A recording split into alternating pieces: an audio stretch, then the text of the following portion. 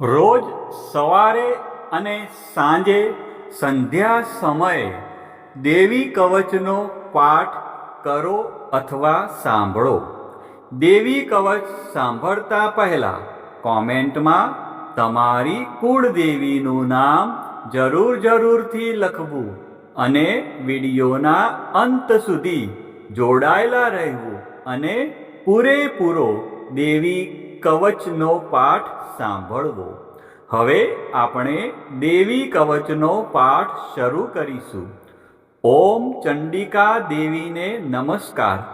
માર્કંડેયજીએ કહ્યું, હે પિતામહ, જે આ સંસારમાં પરમ ગોપનીય અને મનુષ્યનું બધી રીતે રક્ષણ કરનારું છે અને જેને તમે અત્યાર સુધી બીજા કોઈ સામે પ્રગટ ન કર્યું હોય એવું કોઈ સાધન મને કહી બતાવો.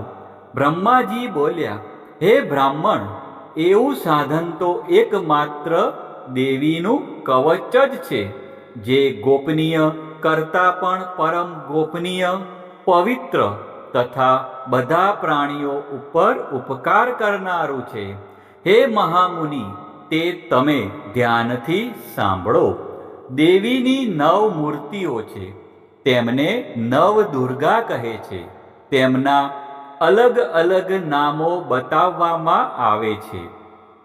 પહેલું નામ શૈલપુત્રી છે, બીજું નામ બ્રહ્મચારિણી છે, ત્રીજું ચંદ્રઘંટાના નામે પ્રસિદ્ધ છે, ચોથી મૂર્તિને કુષ્માંડા કહે છે, પાંચમી દુર્ગાનું નામ સ્કંદ માતા છે, છઠ્ઠી દુર્ગાનું નામ કાત્યાયની છે, સાતમું સ્વરૂપ એટલે કાલરાત્રિ, આઠમું સ્વરૂપ એટલે મહાગૌરી અને નવમી દુર્ગા એટલે સિદ્ધિદાત્રી. આ બધા નામ વેદ ભગવાન દ્વારા કહેવાયા છે. જ્યારે કોઈ મનુષ્ય અગ્નિથી સળગી રહ્યો હોય, યુદ્ધ ભૂમિમાં શત્રુઓથી ઘેરાઈ ગયો હોય, કોઈ સંકટમાં ફસાઈ ગયો હોય તથા કોઈ ભયથી ડરી ગયો હોય અને જો મા દુર્ગાનું શરણ લીધું હોય, તેનું ક્યારેય કોઈ અમંગળ થતું નથી.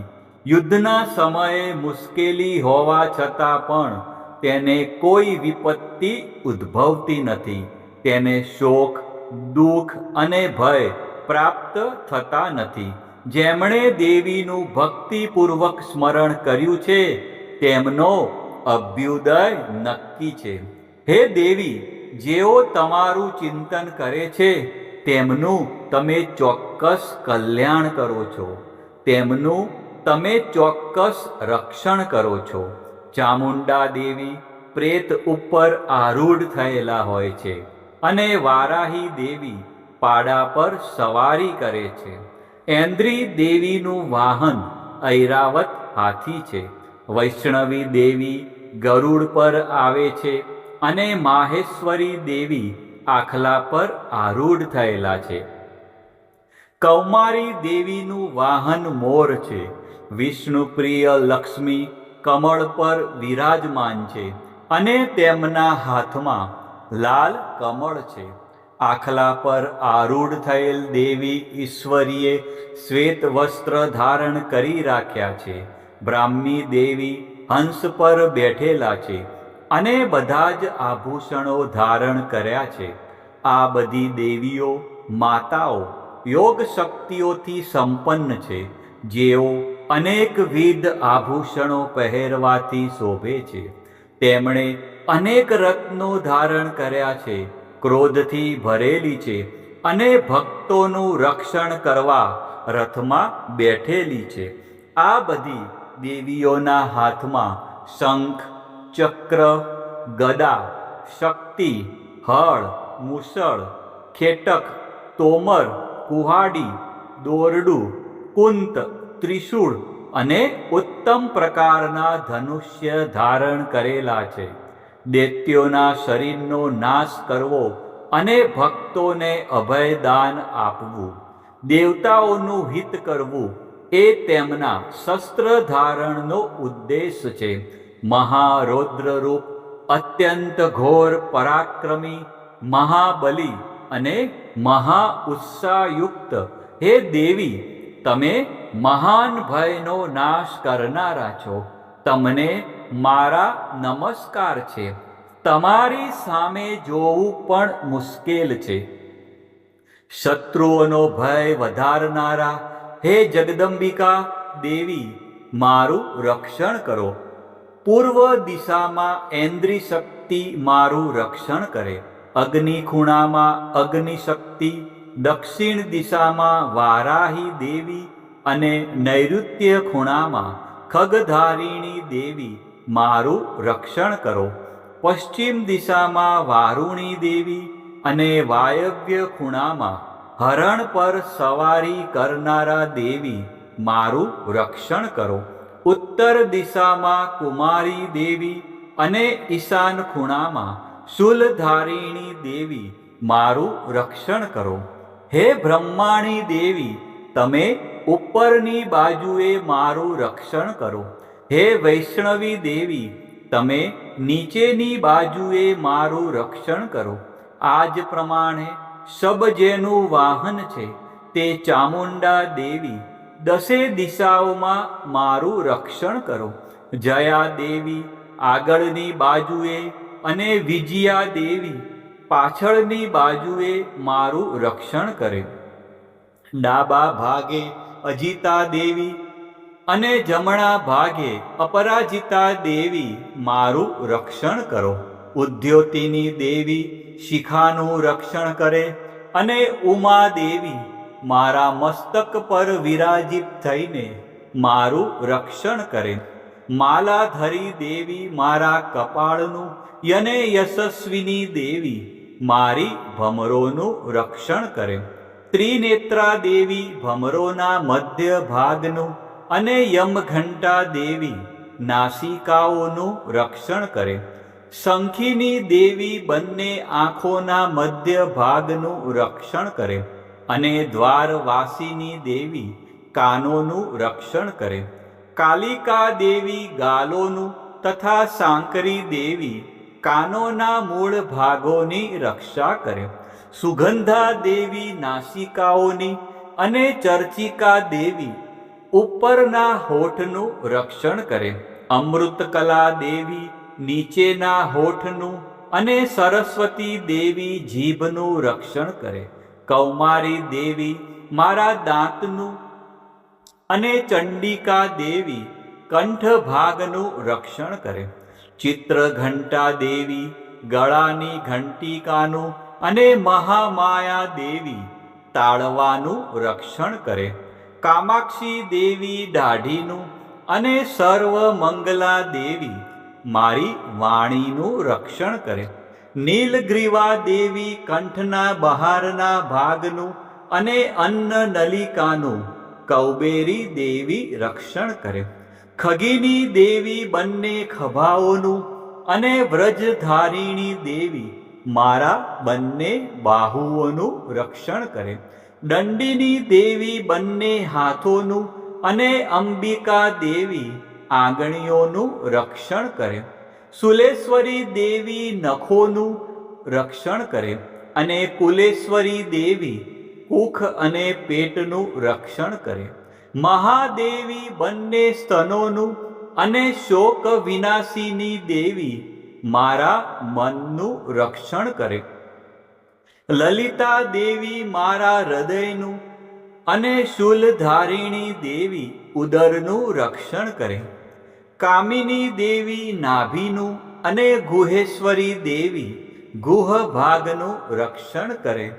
પૂતના દેવી અને કામિકા દેવી લિંગનું અને પાડાને વાહન બનાવનાર દેવી ગુદાનું રક્ષણ કરે.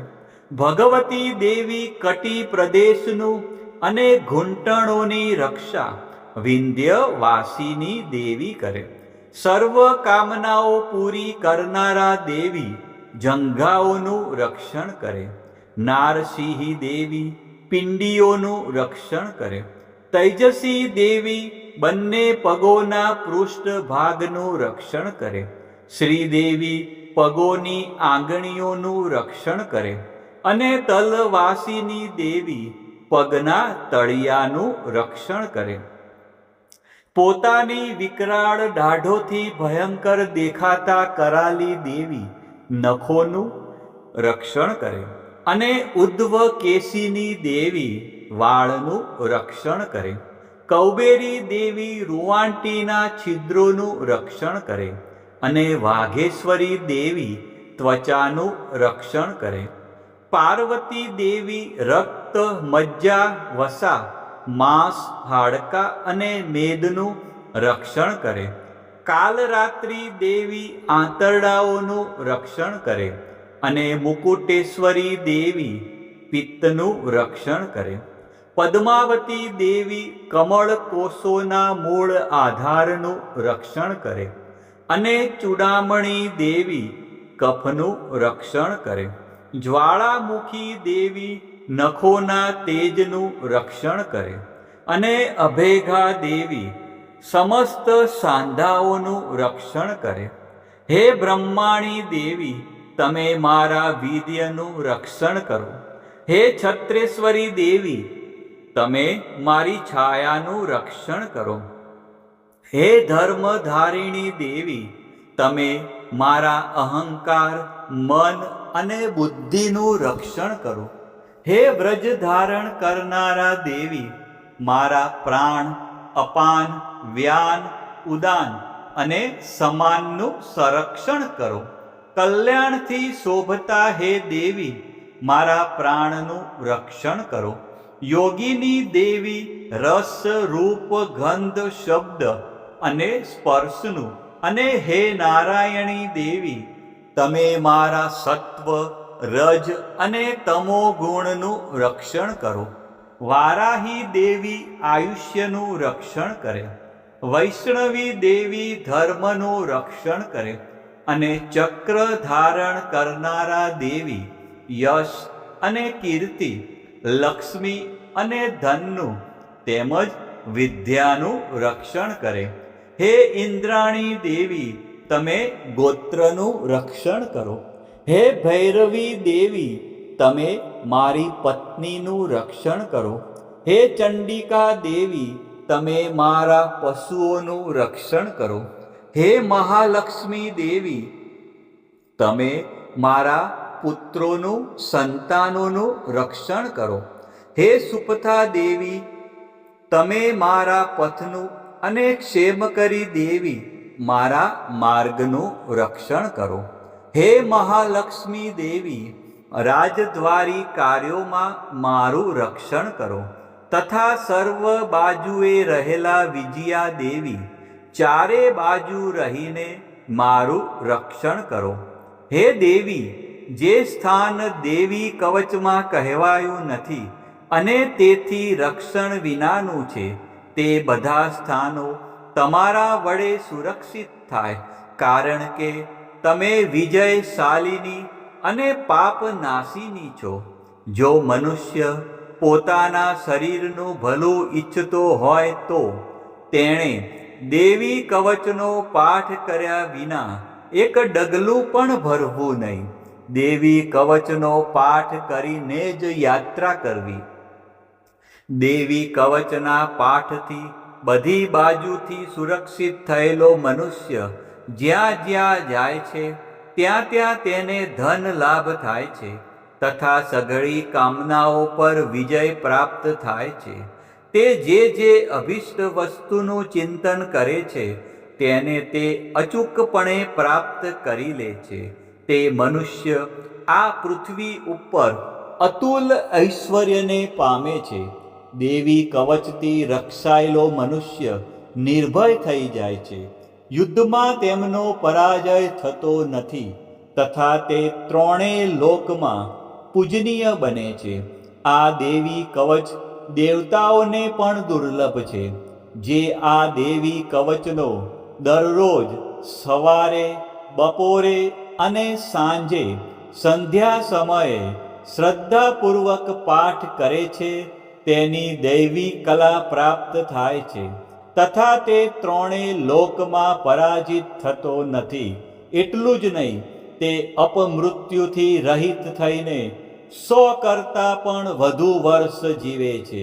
દેવી કવચ ધારણ કરનારા મનુષ્યની રાજા તરફથી સન્માન અને વૃદ્ધિ થાય છે.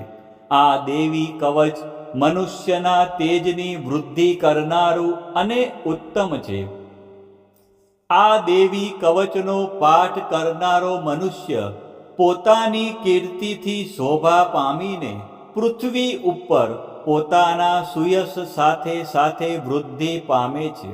જે પહેલા દેવી કવચ કરીને સપ્તસતી ચંડી પાઠ કરે છે, તેની જ્યાં સુધી વન પર્વત હોય ત્યાં સુધી તે આનંદથી યુક્ત આ પૃથ્વી ઉપર રહે છે.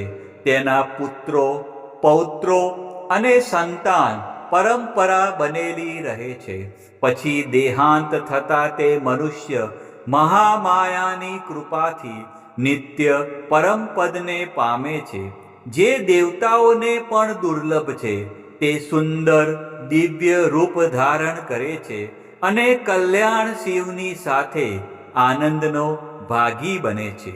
પ્રિય ભક્તજનો, મા ભગવતીની આરાધનામાં દેવી કવચનું વિશેષ મહત્વ છે. દેવી કવચ એટલે રક્ષણ કરનારું કવચ.